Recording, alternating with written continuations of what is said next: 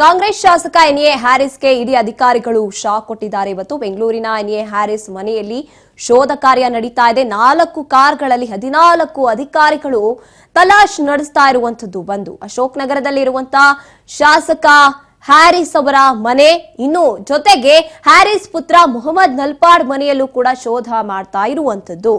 ಏನಿದು ಅಂತ ನೋಡ್ತಾ ಹೋದಾಗ ಬಿಟ್ ಕಾಯಿನ್ ಹಗರಣದ ಸಂಬಂಧ ಇಡಿ ಅಧಿಕಾರಿಗಳು ದಾಳಿಯನ್ನ ಮಾಡ್ತಾ ಇರುವಂತ ಶಂಕೆ ವ್ಯಕ್ತವಾಗ್ತಾ ಇದೆ. ಈ ಬಿಟ್ ಕಾಯಿನ್ ಕಿಂಗ್ ಪಿನ್ ಶ್ರೀಕಿ ಜೊತೆ ನಲ್ಪಾಡ್ ವ್ಯವಹಾರವನ್ನ ಇಟ್ಕೊಂಡಿದ್ದಾರೆ ಅನ್ನೋ ವಿಚಾರಕ್ಕೆ ಏಕಾಏಕಿಯಾಗಿ ದಾಳಿಯನ್ನ ನಡೆಸಿರುವಂತದ್ದು ಅಧಿಕಾರಿಗಳು. 4 ಕಾರ್ಗಳಲ್ಲಿ ಬರ್ತಾರೆ, 14 ಜನ ಅಧಿಕಾರಿಗಳು ತಲಾಶ್ ನಡೆಸ್ತಾ ಇದ್ದಾರೆ.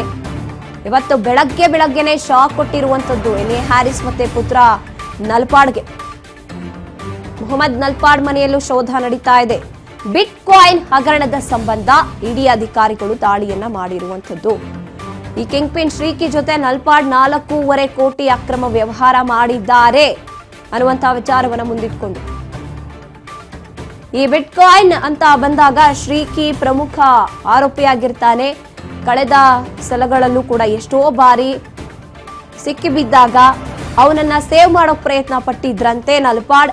ಅದೆಲ್ಲವೂ ಕೂಡ ಅಧಿಕಾರಿಗಳಿಗೂ ಒಂದು ರೀತಿಯಾಗಿ ಒಂದಾದ ನಂತರದಲ್ಲಿ ಒಂದೊಂದು ಸಾಕ್ಷಿಗಳು ಸಿಗ್ತಾ ಬಂದಿದ್ದಾಗ ಮನೆಯಲ್ಲಿರುವಂತಹ ದಾಖಲೆಗಳು, ಲ್ಯಾಪ್ಟಾಪ್, ಮೊಬೈಲ್ ಅನ್ನ ಪರಿಶೀಲನೆ ಮಾಡ್ತಾ ಇದ್ದಾರೆ. ಈಗ ಬಿಟ್ಕಾಯಿನ್ ಸೇರಿದಂತೆ ಅಕ್ರಮ ಹಣ ವರ್ಗಾವಣೆ ವಿಚಾರವಾಗಿ ಪ್ರಶ್ನೆಯನ್ನ ಮಾಡ್ತಾ ಇದ್ದಾರಂತೆ.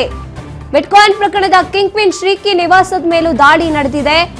ಜಯನಗರದಲ್ಲಿದೆ ಈ ವ್ಯಕ್ತಿ ಶ್ರೀಕಿಯ ನಿವಾಸ, ಅಲ್ಲೂ ಕೂಡ ಪರಿಶೀಲನೆಯನ್ನ ನಡೆಸ್ತಾ ಇರುವಂತದ್ದು. ಬೆಳಗ್ಗೆ 5 ಗಂಟೆಗೇನೆ ದಾಳಿ ನಡೆಸಿದ್ದಾರೆ ಅಧಿಕಾರಿಗಳು. ನಲ್ಪಾಡ್ ಮತ್ತೆ ಹ್ಯಾರಿಸ್ ಮನೆಯಲ್ಲಿ ಈಗಲೂ ಕೂಡ ತಲಾಶ್ ಮುಂದುವರೆದಿದೆ.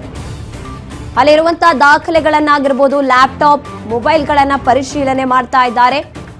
ಇನ್ನು ಹ್ಯಾರಿಸ್ಗೆ ಹಾಗೇನೆ ನಲ್ಪಾಡ್ಗೆ ಪ್ರಶ್ನೆಯನ್ನ ಕೂಡ ಕೇಳ್ತಾ ಇದ್ದಾರೆ ಇದೇ ವಿಚಾರವಾಗಿ.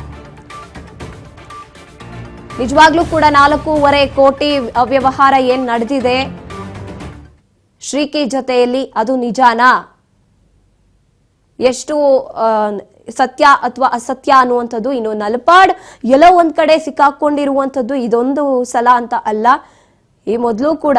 ಇನ್ನು ಈ ಶ್ರೀಕಿ ವಿಚಾರಕ್ಕೆ ಅಂತ ಬಂದಾಗ ಅವನು ಸಿಕ್ಕಾಕೊಂಡಿದ್ದಾಗ್ಲೂ ಸೇವ್ ಮಾಡೋಕೆ ನಲ್ಪಾಡ್ ತುಂಬಾ ಸಹಾಯ ಮಾಡಿದ್ರು ಅನ್ನುವಂಥದ್ದು ಕೂಡ ಶ್ರೀಕಿ ಸ್ವತಃ ಒಂದು ಬಾರಿ ಹೇಳ್ಕೊಂಡಿದ್ದ. ನಲ್ಪಾಡ್ ಜೊತೆ ವ್ಯವಹಾರ ಇರುವಂಥದ್ದು ಒಂದು ಹಂತದಲ್ಲಿ ಸಾಬೀತಾಗಿದೆ, ಆದ್ರೆ ಅದಕ್ಕೆ ಪ್ರೂಫ್ ಬೇಕು. ಅದಕ್ಕಾಗಿನೇ ತಲಾಶ್ ನಡೆಸ್ತಾ ಇರುವಂತದ್ದು ಅಧಿಕಾರಿಗಳು. ಬಿಟ್ ಕಾಯಿನ್ ಪ್ರಕರಣ ಹೆಸರು ಇದೇ ವಿಚಾರವಾಗಿ ನಮ್ಮ ಪ್ರತಿನಿಧಿ ಅಜಯ್ ಹೆಚ್ಚಿನ ಮಾಹಿತಿಯನ್ನು ನೀಡ್ತಾರೆ. ಎಸ್ ಅಜಯ್, ಈಗಾಗಲೇ ಸಿಕ್ಕಾಕೊಂಡಿರುವಂತದ್ದು, ಇನ್ನು ಸಾಕ್ಷಿ ಅಷ್ಟೇ ಬೇಕಾಗಿರುವಂತದ್ದು. ಅಧಿಕಾರಿಗಳಿಗೆ ಏನಾದ್ರೂ ಸಿಕ್ತಾ ಸಾಕ್ಷಿಗಳು ಅಂತ ಬೆಳಗ್ಗೆಯಿಂದಲೇ ಪರಿಶೀಲನೆ ನಡೆಸ್ತಾ ಇದ್ದಾರೆ ಅಧಿಕಾರಿಗಳು.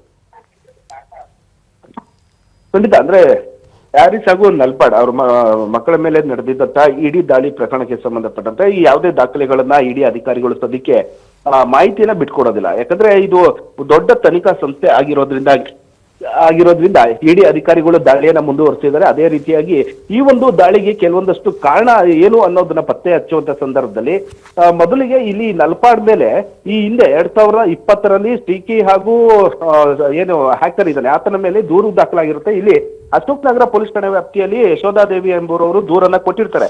ಇಲ್ಲಿ ಶ್ರೀಕಿ ಹಾಗೂ ರಾಬಿನ್ ಖಂಡೇವಾಲ ಹಾಗೂ ಅಜಿತ್ ಅಂತ ಏನಿರ್ತಾರೆ ಇವ್ರ ಮೇಲೆ ದೂರನ್ನ ಕೊಟ್ಟಿರ್ತಾರೆ. ಅಂದ್ರೆ ಇವ್ರು ಏನ್ ಮಾಡಿರ್ತಾರೆ, 28 ಲಕ್ಷ ಹಣವನ್ನ ಬಿಟ್ಕಾಯಿನ್ ನಲ್ಲಿ ಹೂಡಿಕೆಯನ್ನ ಮಾಡಿದ್ರೆ ನಿಮ್ಗೆ ಲಾಭವಾಗಿ 45 ಲಕ್ಷ ಬರೋ ರೀತಿಯಲ್ಲಿ ಮಾಡ್ಕೊಡ್ತೀವಿ ಅಂತ ಹೇಳಿ ಆರೋಪಿಗಳು ಕೆಲವೊಂದಷ್ಟು ಹಣವನ್ನ ಪಡ್ಕೊಂಡಿರ್ತಾರೆ. ಇದಾದ ನಂತರವಾಗಿ ವಾಪಸ್ ಹಣವನ್ನು ಕೊಡೋದಿಲ್ಲ, ಲಾಭಾಂಶವನ್ನು ಕೊಡೋದಿಲ್ಲ.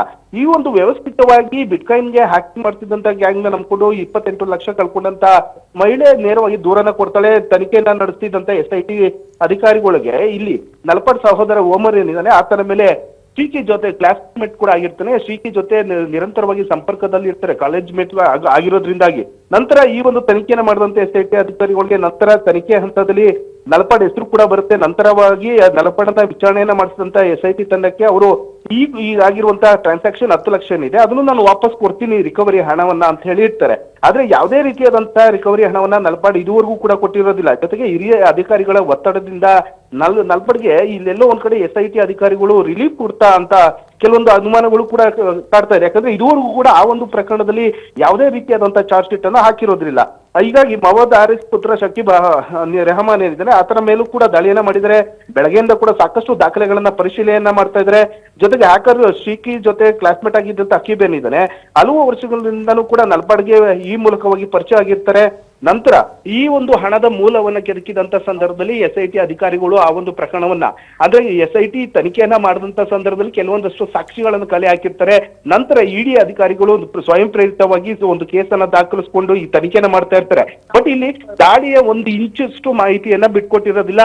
ಹೀಗಾಗಿ ದಾಳಿ ನಡೆದಂತ ಸಂದರ್ಭದಲ್ಲಿ ED ಅಧಿಕಾರಿಗಳು ಬೆಳಗ್ಗೆ ಸತತ 6 ಗಂಟೆಗಳಾಗ್ತಾ ಬಂತು, 8 ಗಂಟೆಗಳಾಗ್ತಾ ಬಂತು. ಯಾವುದೇ ರೀತಿಯಾದಂತ ED ಅಧಿಕಾರಿಗಳು ಇನ್ನೂ ಕೂಡ ಹೊರಟಿಲ್ಲ. ಮನೆಯಲ್ಲಿ ನಿರಂತರವಾಗಿ ಮಾಡ್ತಾ ಇದ್ದಾರೆ. ಸದ್ಯದ ಮಾಹಿತಿಯ ಪ್ರಕಾರ ಕೆಲವೊಂದಷ್ಟು ದಾಖಲೆಗಳು, ಕೆಲವೊಂದಷ್ಟು ಟ್ರಾನ್ಸಾಕ್ಷನ್ಗಳು ಆಗಿದೆ ಅನ್ನೋದು ಮೇಲ್ನೋಟಕ್ಕೆ ಸ್ಪಷ್ಟವಾಗಿ ಗೊತ್ತಾಗ್ತಾ ಇದೆ. ಹೀಗಾಗಿ ಅವರ ಅಕೌಂಟ್ಗಳಾಗಿರ್ಬೋದು, ಲ್ಯಾಪ್ಟಾಪ್ ಆಗಿರ್ಬೋದು, ಮೊಬೈಲ್ಗಳಾಗಿರ್ಬೋದು, ಈ ಎಲ್ಲವನ್ನೂ ಕೂಡ ವಶಕ್ಕೆ ಪಡೆದಿರುವಂತೆ ED ಅಧಿಕಾರಿಗಳು ನಿರಂತರವಾಗಿ ತನಿಖೆಯನ್ನ ಮಾಡ್ತಾ ಇದ್ದಾರೆ. ಜೊತೆಗೆ ನಲ್ಪಾಡು ಕೂಡ ಮನೆಯಲ್ಲೇ ಇದ್ದಾರೆ, ಹ್ಯಾರಿಸ್ ಅವರು ಕೂಡ ಮನೆಯಲ್ಲೇ ಇರೋದ್ರಿಂದ ಅವರನ್ನ ಒಂದು ಕೆಲವೊಂದಷ್ಟು ಪ್ರಶ್ನೆ ಮಾಡುವಂತ ಕೆಲಸವನ್ನ ED ಅಧಿಕಾರಿಗಳು ಇಲ್ಲಿ ಮಾಡ್ತಾ ಇರುವಂತ ಮಾಹಿತಿ ಇದೆ. ಸದ್ಯ ಇವತ್ತು ಸಂಪೂರ್ಣವಾಗಿ ಇಡೀ ದಿನ ಒಂದು ಶೋಧ ಕಾರ್ಯ ನಡೆಯುತ್ತೆ ಅನ್ನೋದು ಮೇಲ್ನೋಟಕ್ಕೆ ಸ್ಪಷ್ಟವಾಗಿ ಗೊತ್ತಾಗ್ತಾ ಇದೆ. ಎಸ್, ಧನ್ಯವಾದ ಜೈ ನಿಮ್ಮೆಲ್ಲ ಮಾಹಿತಿಗಾಗಿ.